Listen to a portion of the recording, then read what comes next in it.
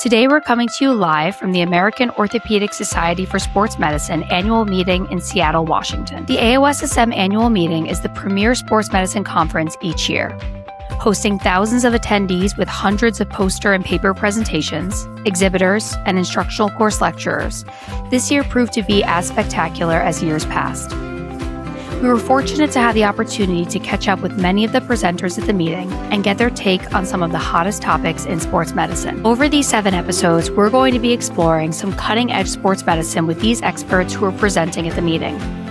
These episodes are brought to you by Arthrex, a global leader in minimally invasive orthopedic technology and surgical education.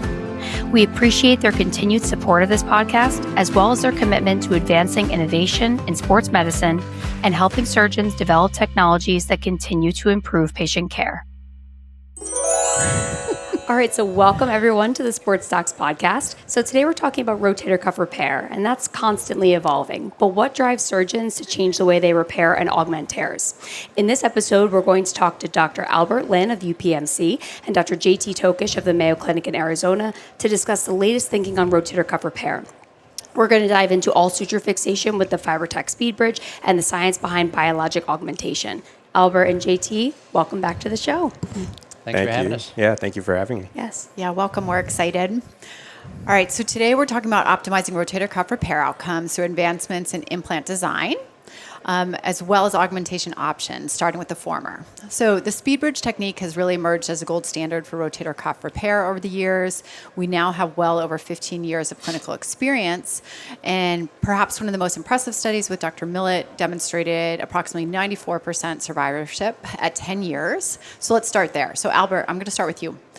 How has this SpeedBridge technique changed the way you approach rotator cuff surgery? It's pretty much the standard technique I use for most repairs, unless it's very retracted. The speed of knotless repairs. I remember when this was all being introduced, I was hesitant, like many others, and then the data started coming out. And for me, efficiency and getting great comparable outcomes to knotted repairs basically supplanted sort of the knotted medial rows. So it's my standard technique for repairs.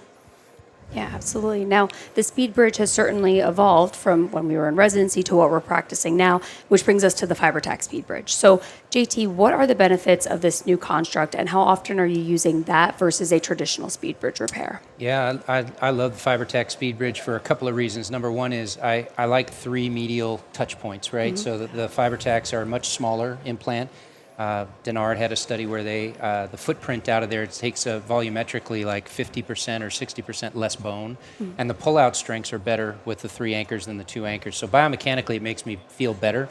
But with 3 touch points medially, it really allows me to eliminate dog ears and get, I think, the tension of my repair back. So it's much more applicable across standard rotator cuff repair constructs. Mm-hmm. And so then when you have that as your option, our fellows kind of know that's sort of the way we're going to do it. And so then they can become much more efficient and kind of get through. That's part of the planning process that they don't have to mess with about how am I going to do this? And every cuff tear is an adventure sometimes with fellows and residents, right? So if everybody knows, hey, this is the process, this is how we're going to do it, that's really helped us a lot in terms of streamlining. Absolutely. Mm-hmm. Yeah. So JT, as you had indicated, there's a tensionable quality of that medial row. And Albert, how has that changed repairs for you? Yeah, so I think what you're talking about is the tensionable knotless. Mm-hmm. It gives you an added ability to take care of some tricky things. So tricky things meaning sometimes you can have like a delaminated component. Mm-hmm. I love using the tensionable knotless to kind of do a anatomic repair of the deep layer, which we know goes to the medial side of the footprint, and then taking the fiber tape sutures pointing to the superficial row. So that's an example of that. Or if you have poor quality tissue, you can do these rip stop techniques. And so I think it just gives you a lot of options. And yes, maybe the FiberTak SpeedBridge works well for most sort of crescent-shaped uniform tears, but there are some that you need, a little bit more tension. You need to kind of grab a different piece of the different portion of the cuff, and I just think it gives you some variability and options. Yeah, absolutely. That's great. You hit on the 2 points we wanted to discuss, the delaminated tears and how you address it, and then the ripstop. I want to talk about the latter a little bit more. So, JT, for our listeners that may not be, doing a ton of rotator cuff repairs, why is the ability to generate a medial ripstop important? Like, when would you use that? I actually think it's one of the most important things that we have ignored for way too long, and I'll take you back to, I think it's 2014. Steve Burkhart did this study where he compared standard repair versus lateral ripstop sharing repair, and he found that the ripstop stitch, the ripstop was something like 171% stronger. So and then this was the most important part of that study, and I don't think we talk about it very much, but think about mode to failure. The big challenge with us as rotator cuff surgeons is what we want to eliminate is the suture pulling out of the tendon, because that's the fail. If you're going to improve a better mousetrap, you have to find something where we shift the fail mode. If it pulls out of the bone, okay, that's one thing. We'll have that as a problem. That's the problem we want. But if we're just pulling through the tendon itself, like all the patches that are on the market right now, and everybody goes, "Oh, our patch is so strong and it's unbelievable." No, it isn't. You can put a piece of metal plate on top of the thing, and if the tendon pulls through, that's a problem. So go back to Steve's study. When they did it, they did 6 in each group, and what they found was that in the standard rotator cuff repair, 5 out of 6 failed by pulling out just like you do it. But when they changed to a ripstop, only 1 of 6 traded. So they flipped the failure mode, which is everything in rotator cuff surgery. So in my opinion, it should be a ripstop every time unless you have a good reason why not. That's great. Yeah, I think that's a great thing to outline and bring up. So you briefly mentioned augmentation, and that's where we want to kind of head to next. So whether you're doing biologic or autograft or allograft, the tensionable construct makes those additions much easier. So basically, as far as the risk factors that contribute to why repair fails, including patient characteristics or tear morphology, every rotator cuff repair requires augmentation based on specifics, and we also have to think about cost. Albert, can you walk us through your algorithm a little bit as far as how you make this decision? Yeah, I mean, that's the hot topic, right? Because we've gotten so good with repair constructs that I think from a biomechanical standpoint, we have that down. But as we know, like the failure rate, whether you're talking about small, large size repairs, still remains high. And so, probably the best study, I'm sure everyone's familiar with. We all know the Rohe score. It's imperfect, like many other things, but I think it's the best thing we have. But what it does, it gives us a framework for understanding who's going to, fail these repairs. And you can, talk about tear size, you can talk about fat infiltration, what they do for work status. I think all these things are things that we always thought about, but there's now a score that we can use to help, help us determine who might benefit from biologics or not. And it's interesting, you look at that scoring system, if the Rohe score is over 4, you're already at an increased risk of failure. Definitely if you go over 5 or 6, the risk of failure increases significantly. So when I'm looking at a patient and I see they have these risk factors or these risk characteristics for failure to heal, that's when I'm starting to think about whether I should incorporate a biologic. That's great. So that segues nicely into our next discussion. So once you decide who to augment, then you have to decide what to use to augment. So as Catherine alluded to, there's autograft, allograft, xenograft, and then also synthetic graft. So let's start autograft. So there is an autograft tissue compression system offered by Arthrex, also known as the Bicep Smash. JT, you've spoken about this. Yeah. What did you say? Let's go. Yes. This is like JT's thing, you know what I mean? So I love this. He spoke about it 3 years ago on this podcast, so Yeah. we're revisiting it now. So you just published a new study in arthroscopy looking at outcomes after the biceps autograft patch. Can you talk a bit about that and what are the benefits of biceps autograft? What if you could get gait laboratory insights from a simple foot insole in just 3 minutes? With Bassett Health's AI MoveScan, you can. AI MoveScan brings clinical grade movement analysis directly into everyday patient evaluations. Simply place the sensorized insole into your patient's own shoe and have them walk, run, or jump naturally. There is no complex setup, no calibration, no markers, and no treadmill required. In less than 3 minutes, you receive a clear, actionable report with more than 30 validated biomechanical parameters to help evaluate movement quality, monitor rehabilitation progress, and support more informed treatment decisions. What makes the platform even more powerful is its integrated AI assistant. Built within a closed model, the AI assistant helps clinicians better understand the movement data, identify meaningful trends, and connect objective biomechanics to clinical decision-making. And the results are backed by data. AI MoveScan has demonstrated 95% agreement with optical motion capture, which is the research-grade gold standard in peer review validation. Whether you are evaluating recovery, monitoring progress, or helping guide return-to-play decisions, AI MoveScan brings objective movement data and AI-supported insights into everyday clinical practice. To schedule your personalized demo, email sales@bracelab.com and mention the sports docs. Learn more at bracelab.com. Every patient has a goal: getting back on the court, returning to the trails, staying active with family and friends. At JRF Ortho, they are proud to help surgeons make those goals possible through industry-leading allograft solutions and one of the largest inventories of fresh osteochondral allografts available. For more than 20 years, JRF Ortho has partnered with surgeons to restore damaged cartilage and bone using fresh OCAs that contain living hyaline cartilage and viable chondrocytes. By preserving native joint mechanics, osteochondral allografts continue to play an important role in joint preservation and helping patients maintain active lifestyles. With more than 30,000 allografts distributed worldwide, JRF Ortho is trusted for innovation, superior customer care, and the highest quality products. And they make ordering JRF Ortho easy. Whether you have a specific surgery date, a preferred date range, or simply need the earliest available graft, their dedicated allograft solutions coordinators work with you every step of the way to identify, match, and deliver the right graft for your patient. From femoral condyles, talus, patella, distal tibia, to meniscus, tendons, and OCA cores, JRF Ortho provides the grafts, the experience, and the support that you need to move patients forward. JRF Ortho, 20 years of excellence in motion. Visit jrfortho.org to learn more. Yeah, so everybody's got a patch now, and there's all kinds of choices out there. Xenograft, synthetic patches are now coming, autograft with the smash, and of course many of the allografts. And I think we don't know yet which is the best one, although there is one comparative systematic review meta-analysis in the literature that I'll talk a little bit about. But the smash came about because we wanted something that was biologic. And so in my opinion, it's an attractive option. I'm conflicted on this because we've been at this from the beginning with Greg Colbath and some of our partners at Clemson who really came up with this idea.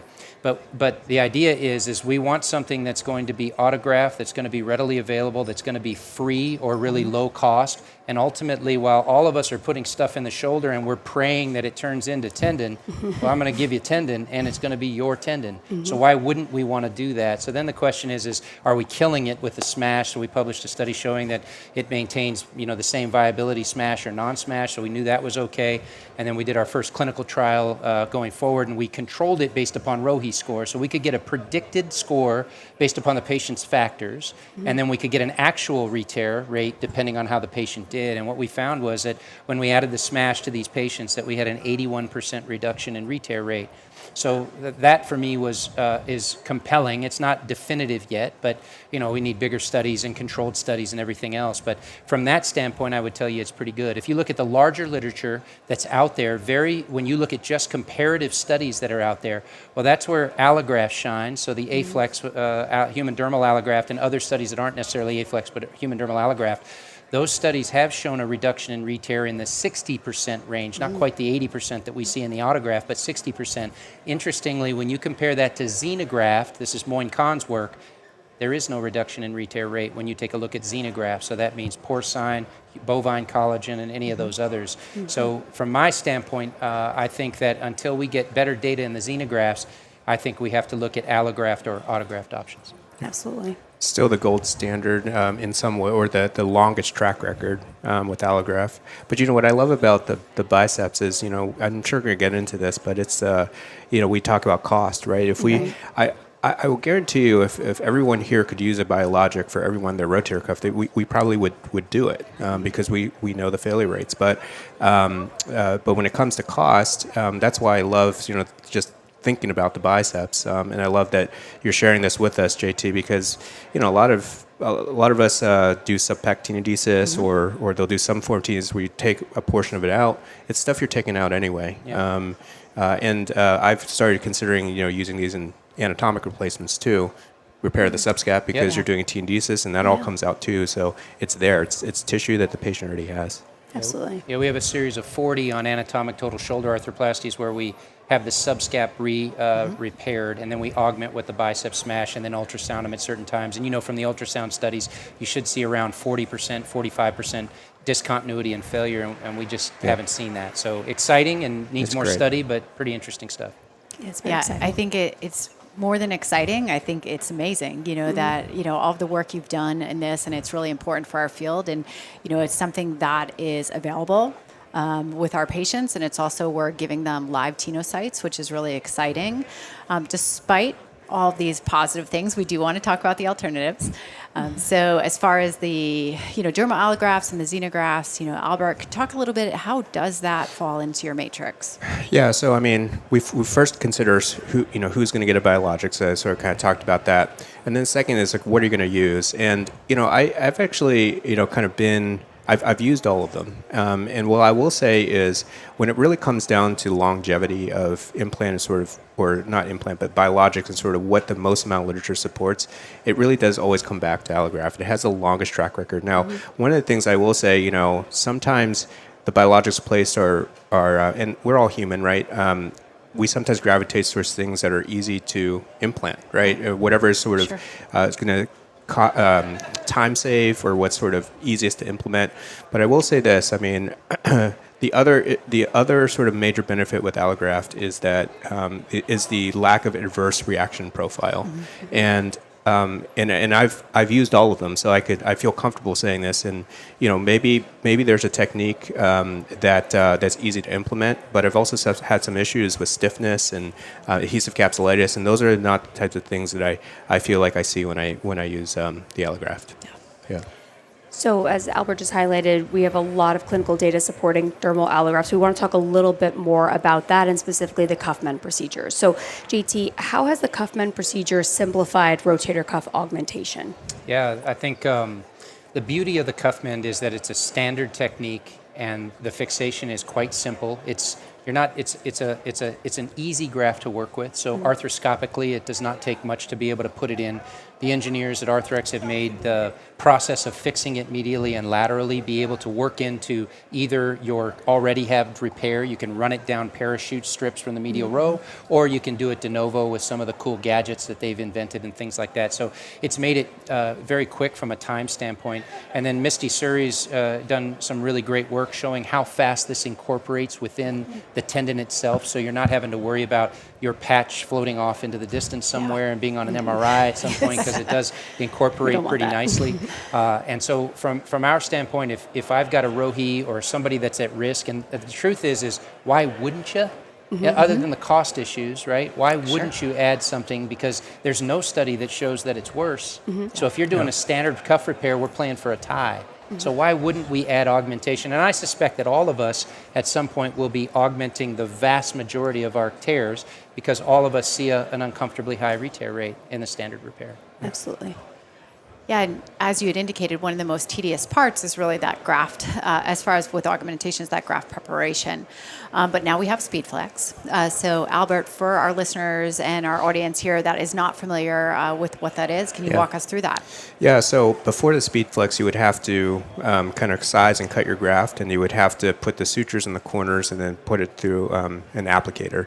And the SpeedFlex is basically a pre-sutured graft that it has dimensions, usually around 20 by 20 or 22 by 22, and it's already sutured at the corner, so it's really very easy to apply. So to the adapter, the spreader, I guess you put the thing that you put in to kind of spread the graft out, so you can put your fixation. I would say it's cut down on preparation significantly because it's already pre-sutured and ready to go.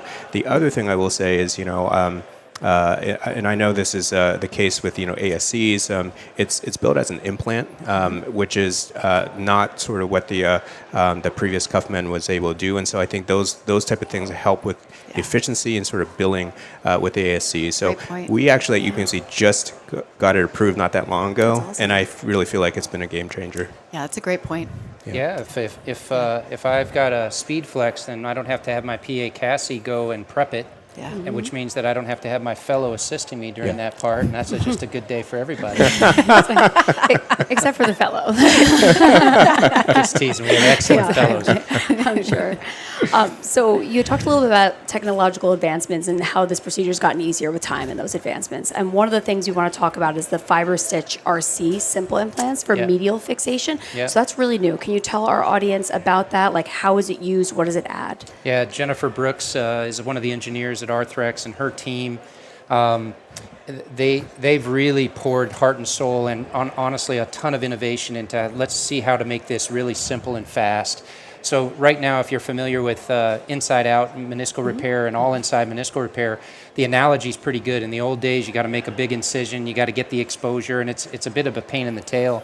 And once all insides came, everybody was like, geez, this is kind of easy, right? And in fact, most of us probably repaired more because it was right there at the hands. Now they've made that so simple that it's a simple pop, and you pull it just like an all-inside meniscal repair.